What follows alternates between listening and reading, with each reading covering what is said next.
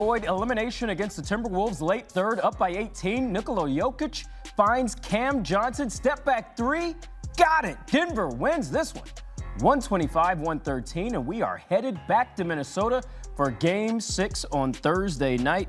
Nikola Jokic, 27 points, 12 rebounds, 16 assists, 2 blocks as part of his triple-double. Jamal Murray, 24 points in this effort. Spencer Jones, also 20 points. He had the 3-ball working as the Nuggets roll to the win here in Game 5. We now welcome in CBS Sports NBA analyst John Gonzalez. And John, the Nuggets are still alive. Just when they were on the brink of elimination, they've made it a series again. What was your reaction to the convincing fashion in which Denver won this one?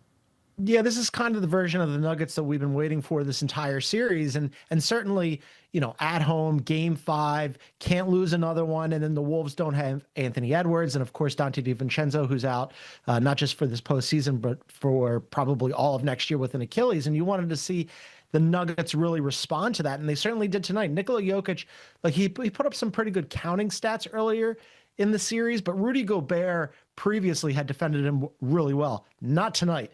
Joker goes for a 27-point triple-double, had a bunch of points in the paint, really announced to Rudy Gobert, yeah, you know, you got the better of me in some portion of this series, but not tonight, and maybe not moving forward. Jamal Murray played really well. Those two guys combined, I mean, they really needed to have a big game, and they did.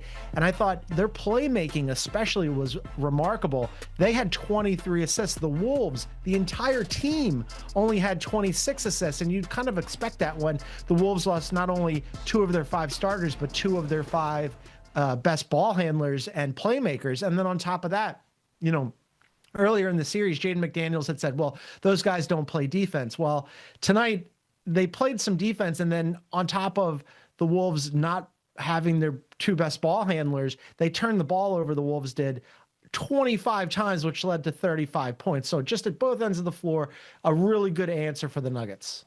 You kind of talked about this earlier. We did see a much better version of Nikola Jokic in this game offensively. He started the game kind of pedestrian, didn't look like he was going to be quite as polished as we know he can be, and then he goes all the way and gets that triple-double, as we mentioned, a way more efficient outing for him in this series. What impact do you think that a night like this from him will have on Denver's collective psyche as they enter Game 6? Yeah, I mean, I think it just for Joker, you saw what happened at the end of the last game in Minnesota where he runs up on Jaden McDaniels, and part of that I think was Joker not being happy with Jaden McDaniels scoring the ball and breaking the unwritten rules of basketball. And part of it was I think Joker was trying to get himself and his team going, right? Light a little fire under him, and he certainly did that. And this was sort of a reminder tonight, not just for the Nuggets, but for the Wolves, for Rudy Gobert, for all of us, that Joker he's not going to win the MVP most likely, but he's probably, at least for my money, still the best player in the world. I mean, he's so capable of influencing a game in so many different ways, and he's so hard to slow down. And Rudy Gobert is a phenomenal defender, and he's done a really good job earlier in the series.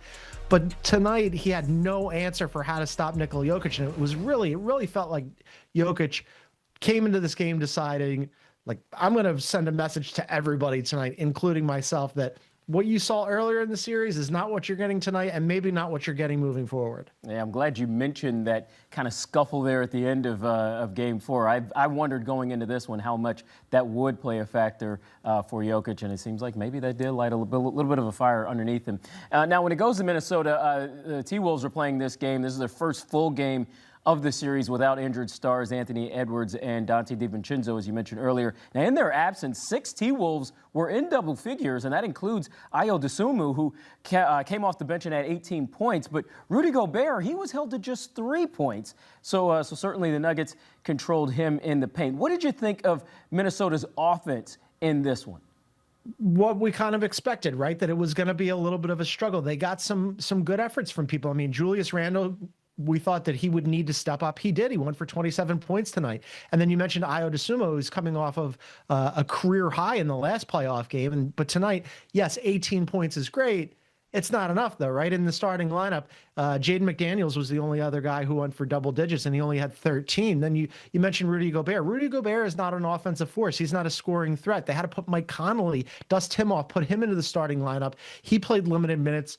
and only scored 4 points. So if you were a Wolves fan, what you're worried about was where's the offense going to come from when you lose not only Anthony Edwards, but also Dante DiVincenzo, because they were already kind of an offensively challenged team. That's the reason why they went out and got Ayo Dosunmu at the trade deadline. And tonight, that's absolutely what happened, where they had some trouble really scoring the ball. Yes, the score kind of tightened up in the fourth quarter, but the Wolves weren't really in this in the second half. It's kind of a little bit of smoke and mirrors on this thing. And it's not just the scoring, right? Moving forward for game six, they've got to figure out how to add some scoring, but also some playmaking. Again, they had, as a team, almost as many, just barely more assists than Joker and Murray had as a two-man game. And then the turnovers. I mean, they really have to clean that up. That playmaking and the ball handling, it's got to come from somewhere. And tonight, that was a real problem.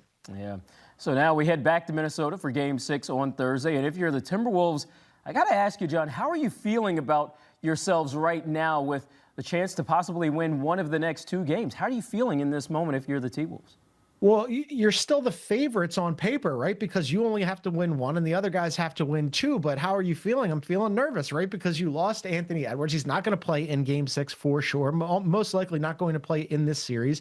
And you don't have Dante DiVincenzo. So you're down 2 of your 5 starters. And I thought, got handled pretty convincingly by the Nuggets. I mean, the Nuggets, I think we forget because the last 3 games before tonight weren't great for them. That's the number 1 offense in the NBA. You got to keep up with that team, right? The Wolves are a good defensive team, 8th in defensive rating during the regular season, but this isn't the regular season anymore.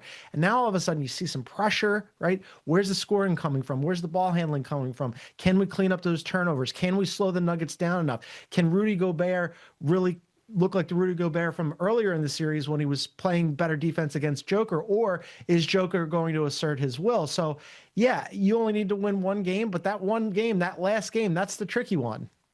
It's always the tricky one when you're up 3 games. You got a chance to possibly close out the 4th. Always going to be a tricky one. We thank you again for all your insight from this matchup, John. A look at the Nuggets' last 4 playoff series when trailing 3-2.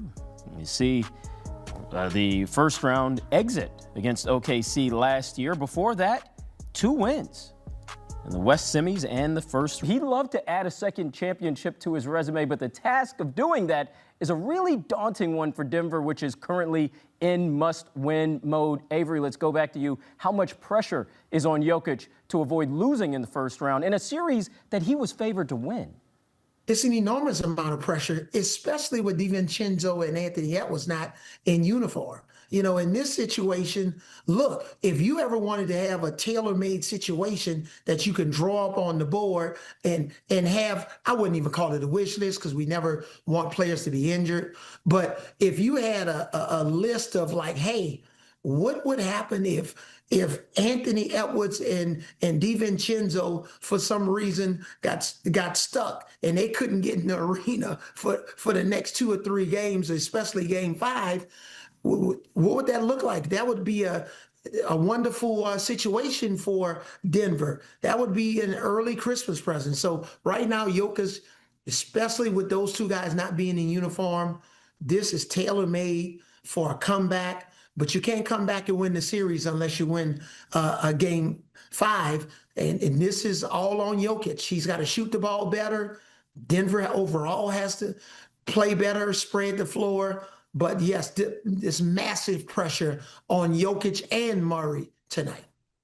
Yeah, for sure. I mean, like the Wolves have a 3-1 lead, right? But it's tenuous because of what we just talked about, losing 2 of their 5 starters. And that puts a lot of pressure on Nikola Jokic. They had pressure to get out of the first round anyway. And now you have to mount a massive comeback because, look, they had so many injuries in Denver this season. And then everybody started to get healthy. They got Cam Johnson back. They got Christian Brown back. They got Aaron Gordon back. They're still missing Peyton Watson, and that's a big blow. But they got enough people back and healthy that they finished the regular season having won 12 in a row. And then they win that first game. And then all of a sudden the wheels come off afterwards. And they absolutely cannot go out in the first round. I mean, a lot of people, including me, had them at least making it to the Western Conference Finals, right? I mean, don't forget last year they took Oklahoma City to Game 7 in the second round, and that team was much worse than this team on paper, right? Because on paper, we keep talking about how this is the deepest team, the best team that Joker's ever had around him, where they get Cam Johnson, Christian Brown's back again. Peyton Watson has stepped forward.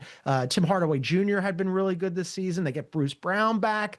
You cannot crash out in the first round, especially when Jamal Murray is enjoying the best season of his career, where he makes All-Star and he's going to be All-NBA for the first time. So Avery nailed it. Those two guys tonight, it really does come down to Joker and Jamal Murray, right? Those have been the best two players in Denver for a while now. They have to be superstars, not just tonight in Game 5, but just moving forward. The rest of the series, those two guys got to come to play because, you know, Rudy Gobert, for all the things that we knock him, he's done a pretty good job, even though, you know, look at the counting stats and Joker's still putting up good counting stats. He's really making Joker work, especially in the paint. That's got to change. Joker's got to dominate him, and Jamal Murray's got to come to play. Otherwise, if they lose in the first round, it's a disastrous end of their season. Yeah, Jokic just hasn't been able to score really from deep, but also, as you mentioned, inside the paint. A 34.6% field goal percentage for Jokic when Gobert is on the floor as the primary defender. So that is certainly going to be a matchup to watch. Avery, what has to happen in this game for the Nuggets